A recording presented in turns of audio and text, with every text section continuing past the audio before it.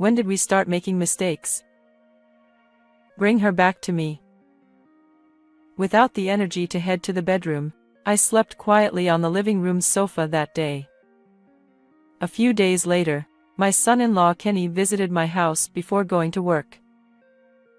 It will all be over soon. After leaving only those words, Kenny headed to work. His unusually strong tone left me feeling uneasy, but I didn't dwell on it too deeply. Later that evening, my husband Russ returned home without a word and went straight to the bathroom. As I watched his back, I realized I no longer felt anything.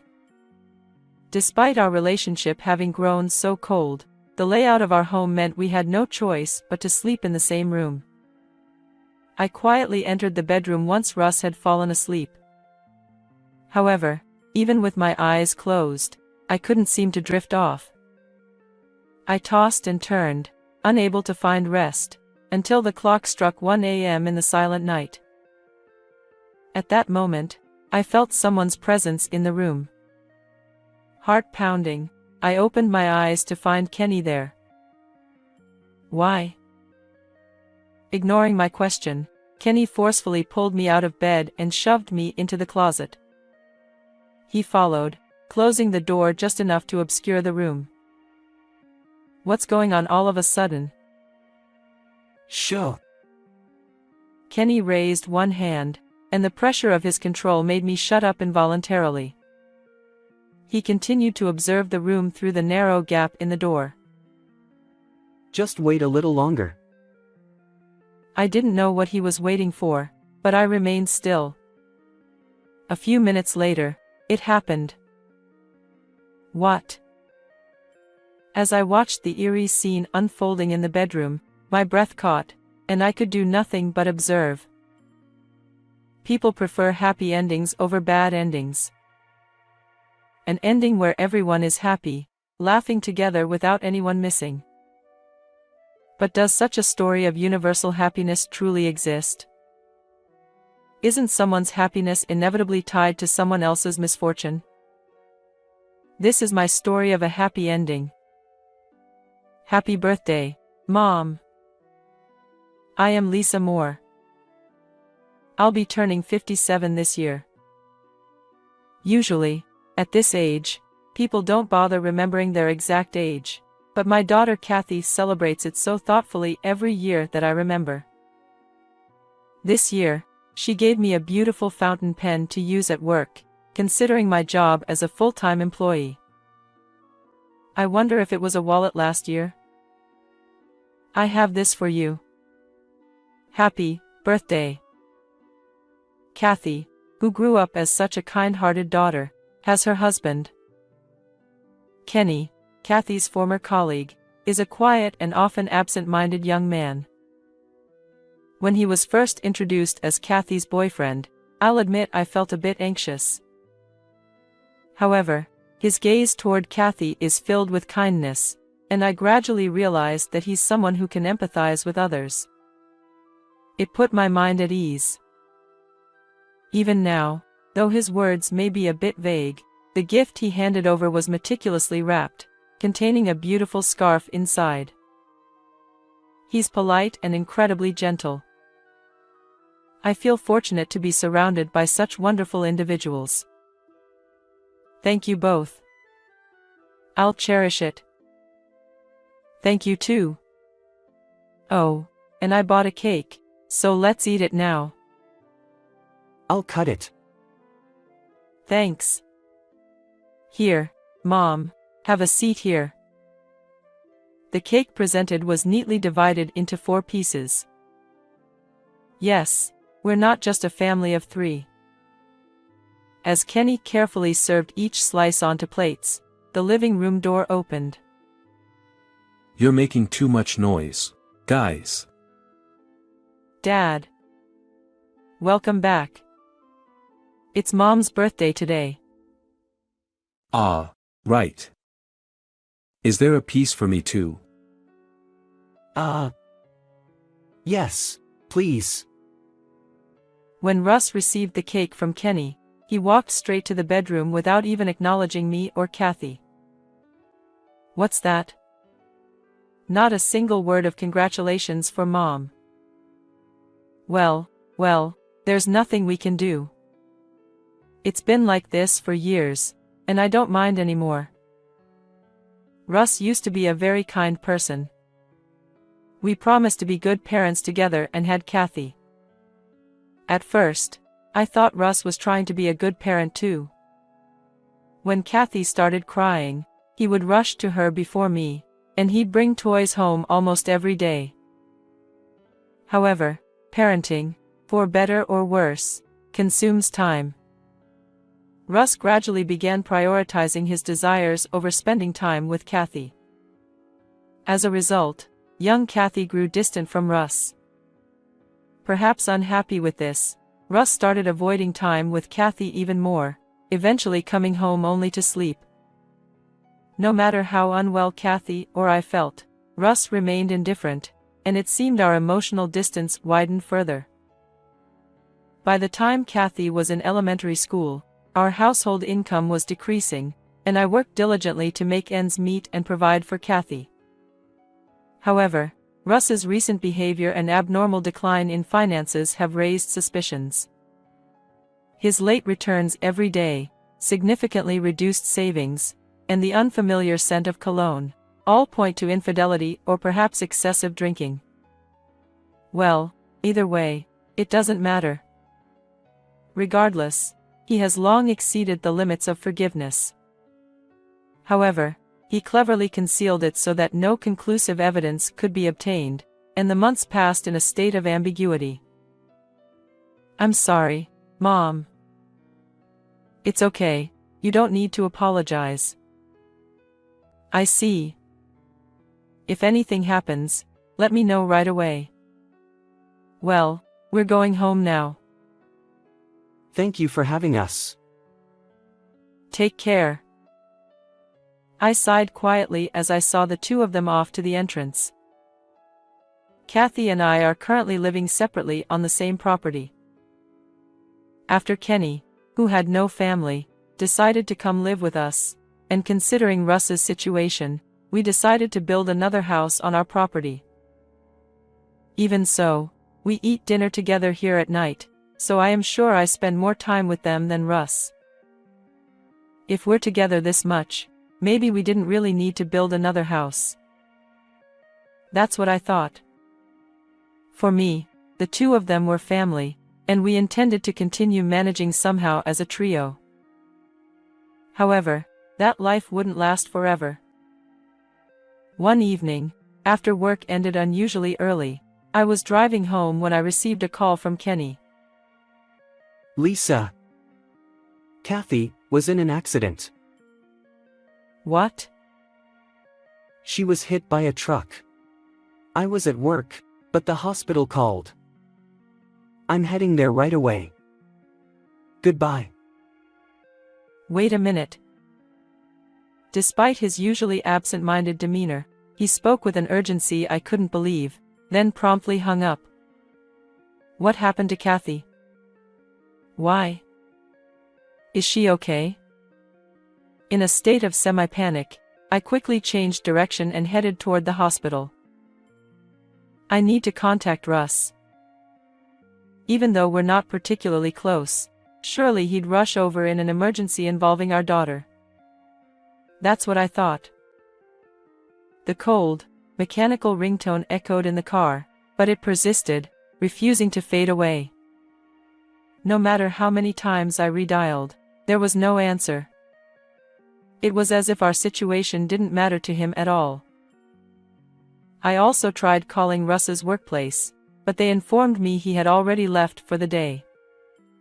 How could he not answer even after leaving work? What was he doing while our daughter faced this crisis? My anger toward Russ dissipated, though, when I saw Kathy's transformed appearance at the hospital. Kathy.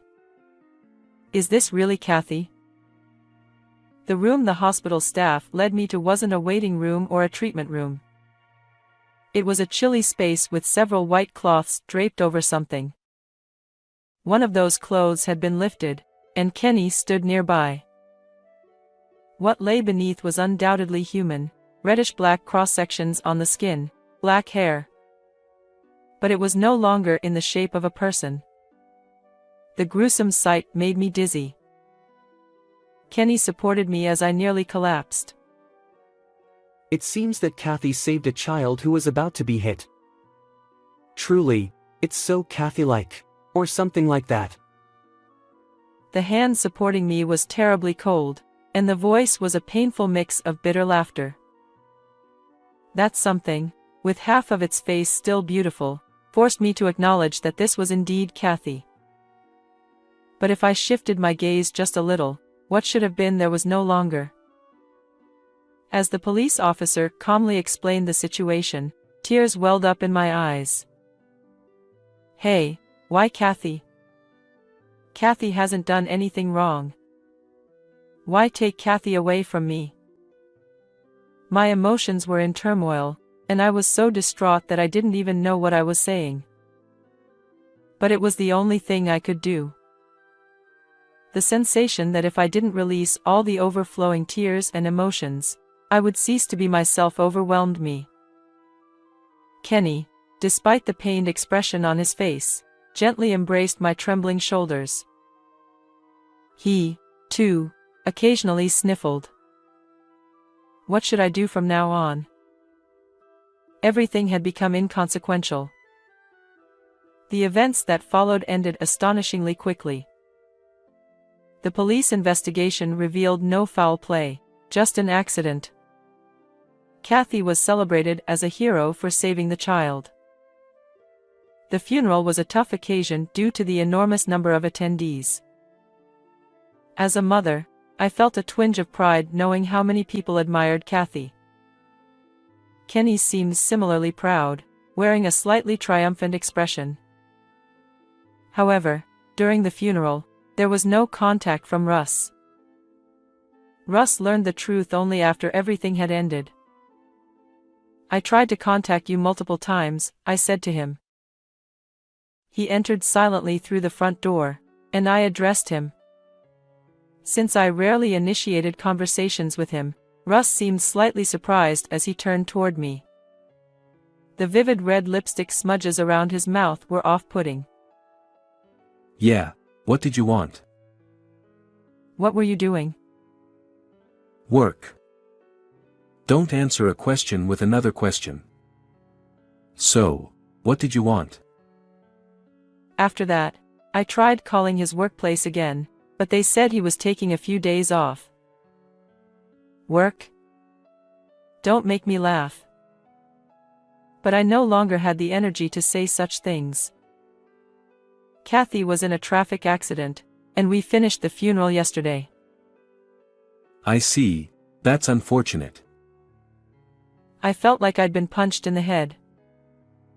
Where in the world would a father find a father who would let his daughter's accident be someone else's problem?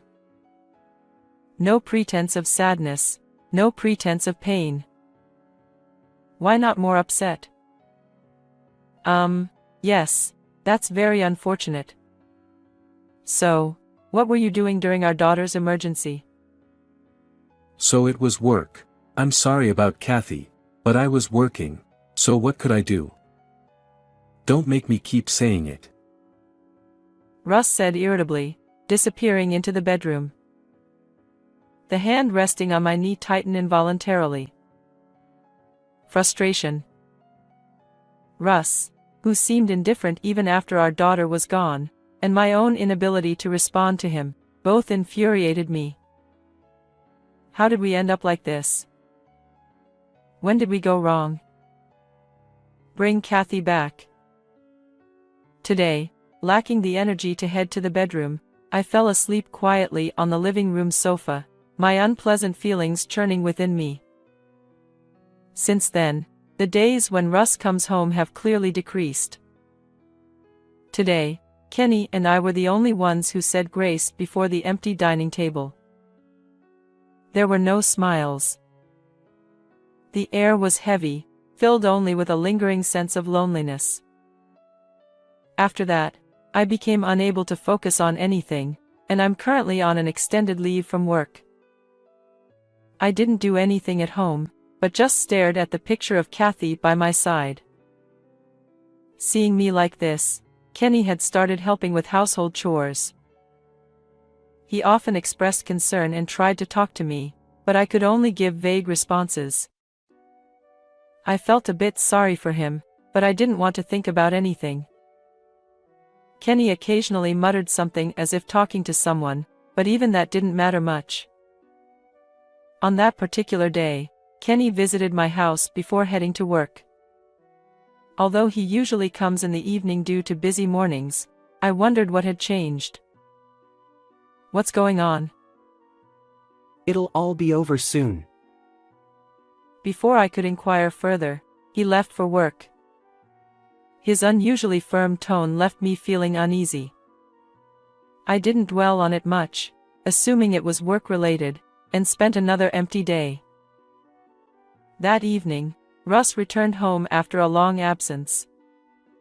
Without a word, he headed straight to the bathroom. I felt nothing anymore. Despite the layout constraints, we had no choice but to share the same room for sleep. I quietly entered the bedroom around the time Russ fell asleep, but even with my eyes closed, I struggled to doze off. Tossing and turning, I remained awake until the clock struck 1 a.m. At that moment, I sensed someone's presence in the room. Curious, I opened my eyes slightly, and there stood Kenny. "Why are you here?" Ignoring my question, Kenny yanked me out of bed and forcibly shoved me into the closet.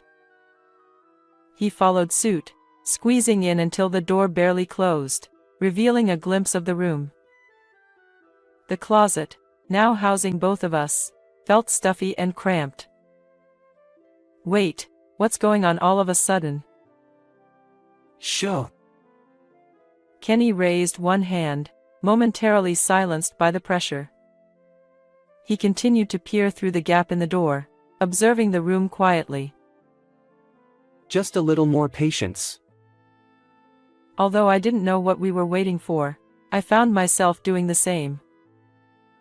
Gradually, the room became shrouded in mist, as if it were enveloped in white fog. Even the closet, which had been oppressively hot just moments ago, now felt like freezing air. The mist coalesced into a shape near Russ's pillow, eventually transforming into the figure of a woman. What? The figure seemed eerily familiar. It was Kathy.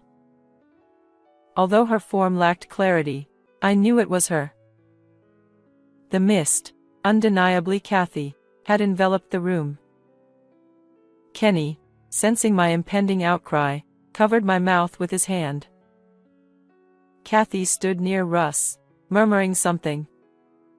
In response, Russ's fitful sleep intensified. It appeared as though a ritual was unfolding, one designed to torment him.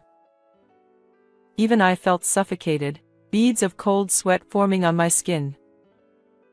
The scene persisted until Kathy abruptly ceased her movements, dissipating into thin air.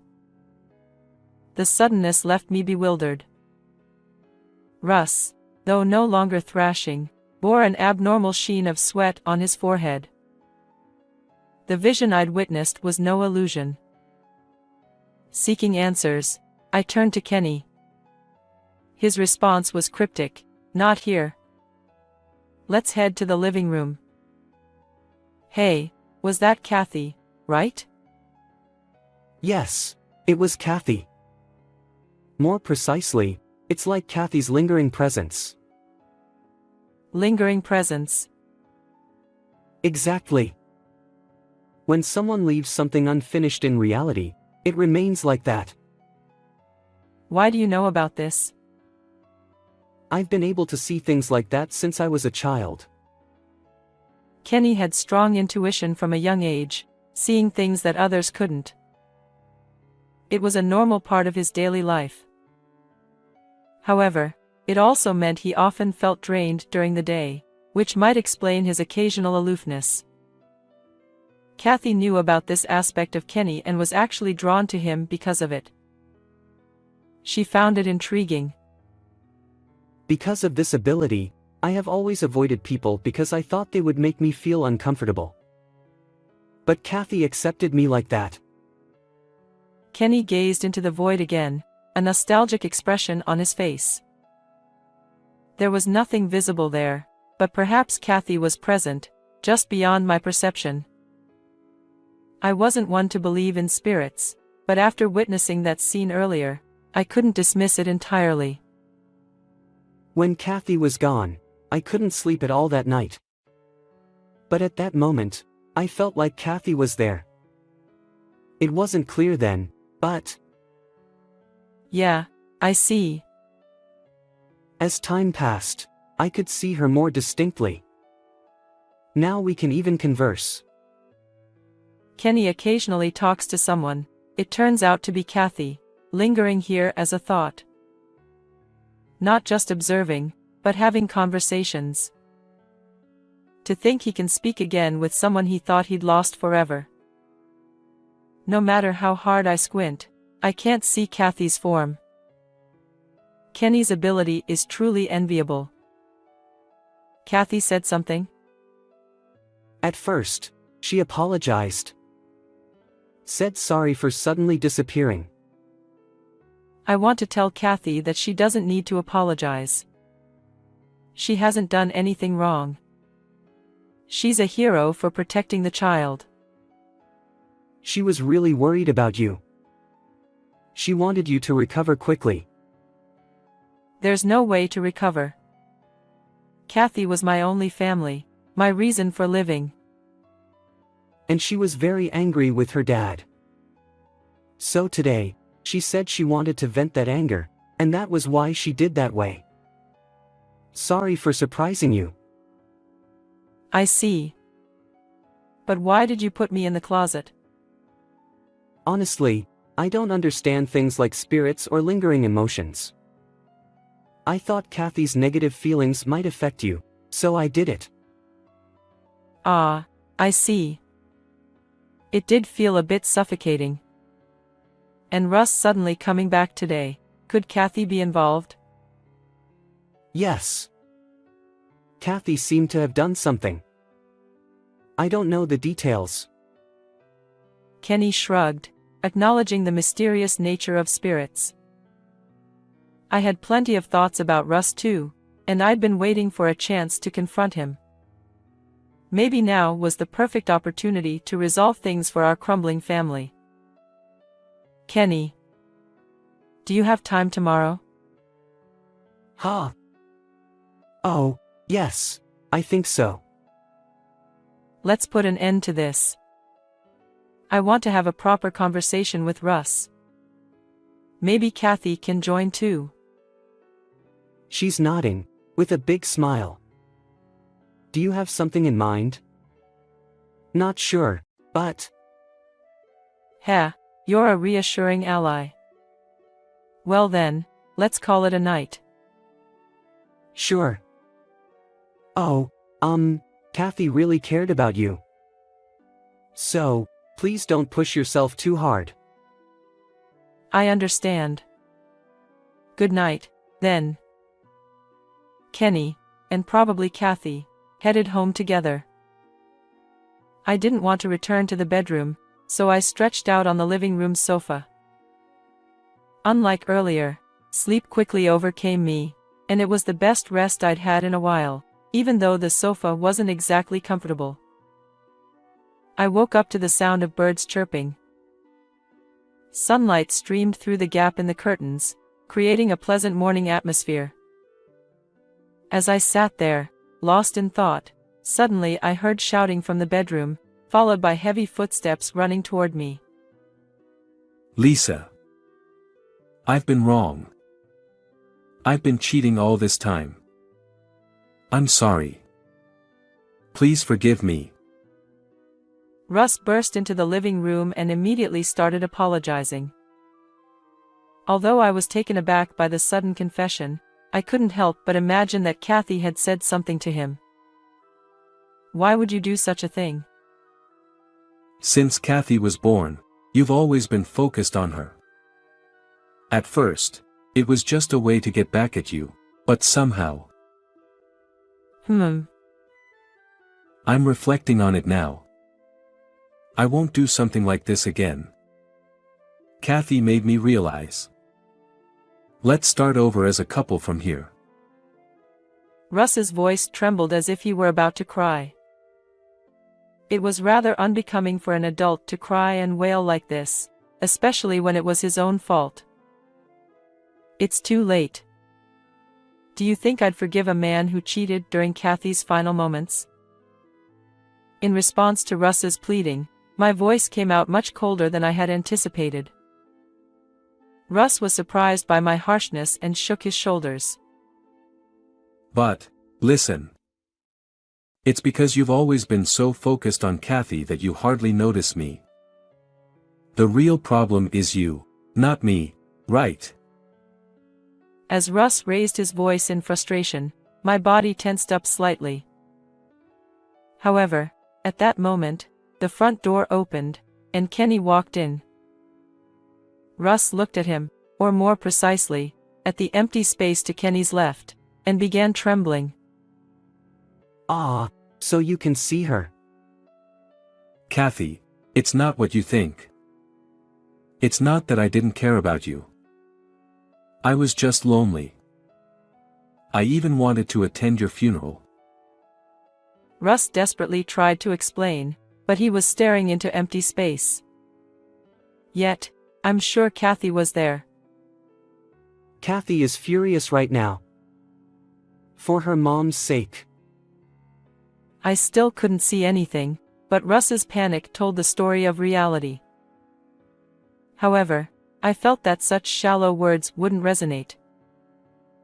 I cheated on Lisa because she never looked at me in the first place. It was you who took Lisa away from me in the first place. Why should I listen to you? It wasn't appropriate for a father to say that his wife was taken by his daughter. We had promised to raise her together, after all. Yet Russ shifted responsibility onto others, refusing to understand the wrong he had done. Hey, Lisa. Say you forgive me quickly. Otherwise, who knows what Kathy will do to me? Hurry up. Please. Even at this point, he only cared about self-preservation. It truly left me exasperated. Even Kenny next door wore a disapproving expression. Lisa. I'm your husband, you know. Kathy is your father. Let's talk it out once, and then you'll understand. Right? Oh, I was utterly fed up. Why had I been in a relationship with this man for so long? I should have realized the absurdity of his thinking much earlier. But today, I can finally say goodbye to this ambiguous daily life. Even during this period, he was only concerned about self-preservation. Honestly, I was at a loss. Even Kenny looked exasperated. Lisa. I'm your husband, you know. Kathy, I'm your father. Let's talk once, and then you'll understand. Right? Ah, I'm fed up. Why did I keep this relationship with such a man for so long? I should have realized this absurd idea much earlier. But today, I can finally say goodbye to this ambiguous everyday life. From now on, I no longer consider you my husband or Kathy's father. Disappear from my sight. As I emphatically declared those words, Russ widened his eyes and slumped. His lifeless gaze fixed on the floor, and he mumbled something incomprehensible. I approached him, bewildered by the sudden turn of events, but Kenny stopped me, assuring me it would be okay. Suddenly, I felt as though someone was embracing me from behind. There stood Russ, devoid of any will, but I sensed it was Kathy. Even though I couldn't see, touch, or hear her, I knew I was being held. Warmth enveloped me, and I whispered, Thank you, as I hugged back. From somewhere, I heard a faint apology. No need to apologize. Of course, it's incredibly lonely, but I'm glad I can feel you like this one last time. Thank you so much for everything until now. Be happy. Kathy's presence and warmth vanished instantly. Overwhelmed by sudden loneliness, I reached out desperately, but my hand met nothing. I guess I can't compete with you after all. Kathy had the happiest expression I've ever seen. As a mother, I'm sure there were things I could have done better for her. But hearing Kenny's words reassured me. If she's content, that's enough. I'll take my regrets to my grave.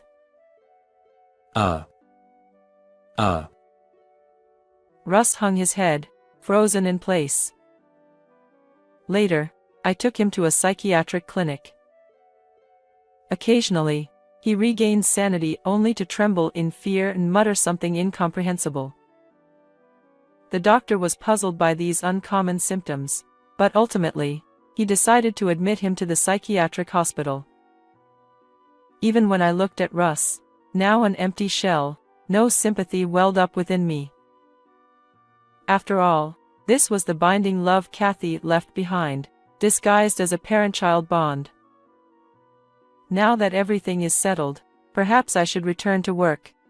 Maybe this isn't a neat resolution. Kathy is gone, and Russ is broken. To outsiders, it might seem like a bad ending. But my heart felt light. Years of torment caused by Russ had finally come to an end. I had the chance to embrace Kathy one last time. The gentle presence of Kenny, who would continue supporting me as family, made it a splendid happy ending from my perspective. No more regrets. Russ and I are technically still married. Honestly, I have no intention of taking care of him going forward, but due to matters like disability benefits and property ownership, we haven't divorced.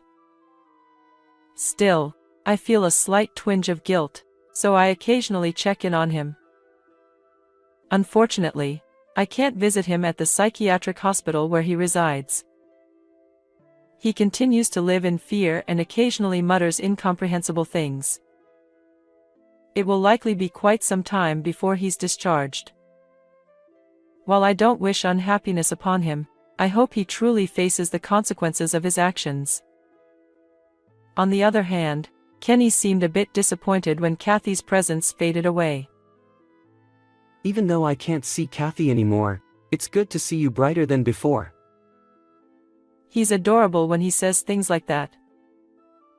We've discussed his future living arrangements before. Kenny, you don't need to worry about me anymore. You're free to live your life as you please. There's no need for you to stay in this house. What you're saying is true, but if you're okay with it, I'd like to stay here. Why? Kathy always appreciated you. Despite the environment, you allowed her to pursue what she wanted, and she grew up straight thanks to you. Kathy wouldn't say that. No, I agree with her. You have incredible nurturing qualities. I feel like I'm living with my real mother in this house. Kenny blushed a little, turning away, but his words made me smile. His reaction was so much like that of a real son. Even though he seemed a bit reluctant, we both ended up laughing. The sound of our laughter filled the room, and a refreshing breeze swept through. It felt as pleasant as Kathy's bright smile in the photo frame. How did you find this story? If you enjoyed it, consider subscribing to our channel. Until next time.